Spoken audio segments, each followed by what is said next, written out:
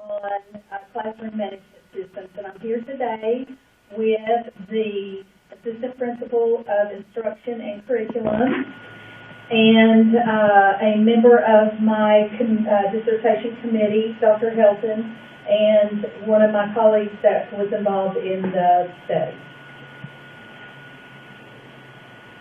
Okay, this study was on classroom management systems. Are these classroom management systems, such as Edmodo, an effective tool in the classroom? Is it something that teachers are going to be able to use easily, and is it going to make them more effective? A program such as Edmodo is a new technology that, if able to be introduced through barriers that exist, can possibly help teachers be more efficient in several areas and help eliminate barriers that exist to learning other new technologies. Research questions in this study are teachers for them. How do they feel about that? What are their perceptions? Do they feel like it's going to help them? What barriers have teachers faced with integrating Edmodo in teacher practices? And what features of Edmodo do the teachers feel are most valuable? Okay, the barriers, some of the possible barriers are lack of technology-specific training, lack of time, lack of basic computer knowledge, lack of access to the computers, equipment issues, hardware and software. Are the computers fast enough?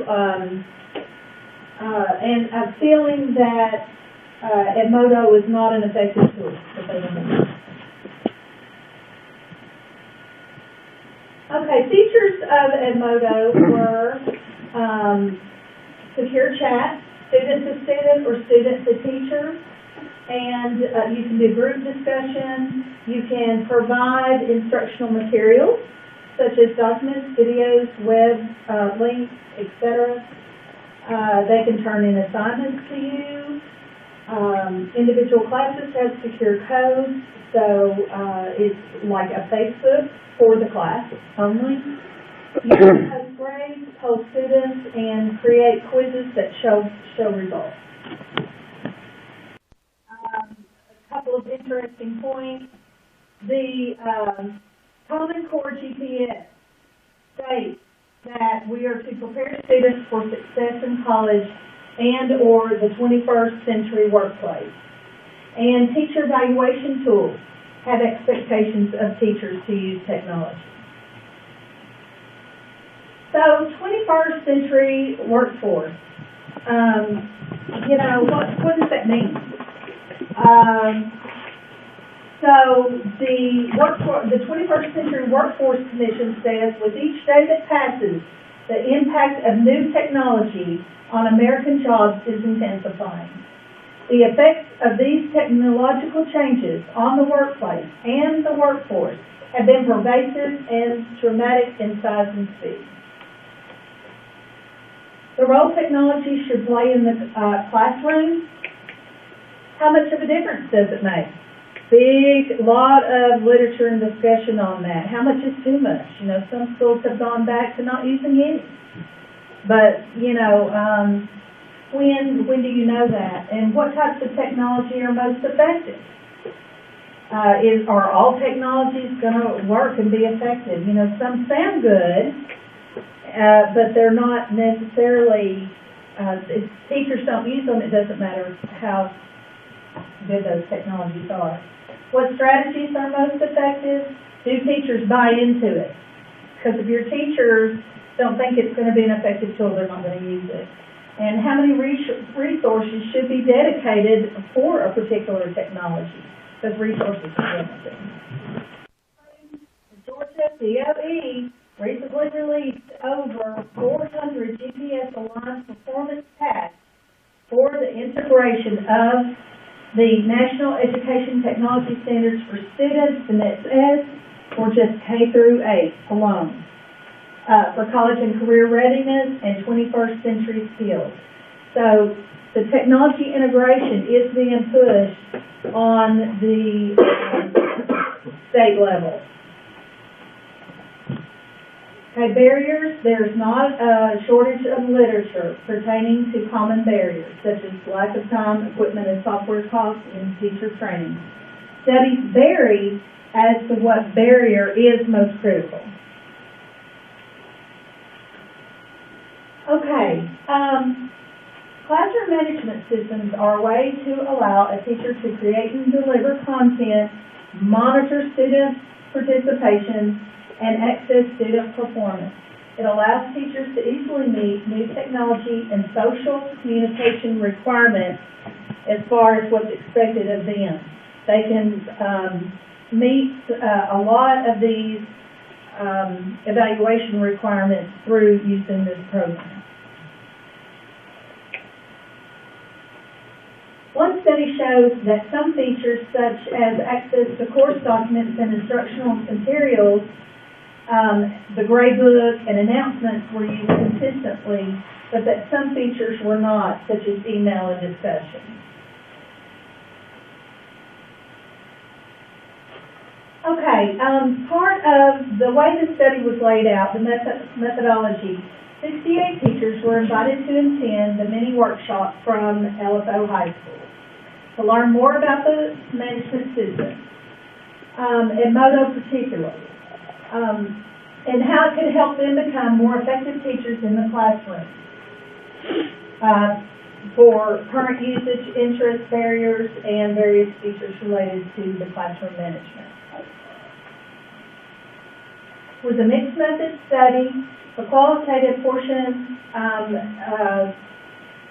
was observation of the workshop and 3 interviews at the end. The quantitative portion was an online survey.